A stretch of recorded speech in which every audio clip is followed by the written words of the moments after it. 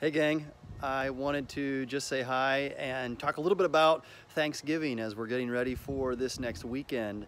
And I've been asking myself, how does Thanksgiving lead me to worship? And I think one of the main ways is that when we thank God for the things that He's given us and for our lives, that we're acknowledging who He is, that He is the Almighty God. He is the Creator, the giver of all things, and the one who sustains us and the one who is continuing to give us good things. We look to Him, trusting. And so I'm standing here remembering the Lord and of all the things He's given. I'm in the backyard of my house. You can see here, I'm underneath my favorite tree in the backyard. It's rather large. I also, though, wanted to read to you Psalm 138. This is a psalm of David, a psalm of thanksgiving, and it starts by talking about how we give thanks to God with our whole hearts. And says, before the gods, I will praise you. That's an interesting phrase.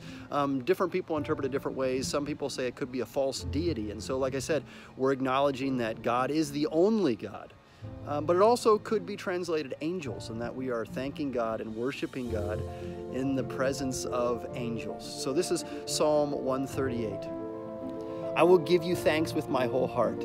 Before the gods, I will sing praises unto you. I will worship toward your holy temple and give thanks to your name, for your loving kindness and for your truth. For you have magnified your word above all your name.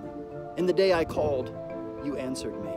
You encouraged me with strength in my soul. All the kings of the earth shall give you thanks, O Yahweh, for they have heard the words of your mouth.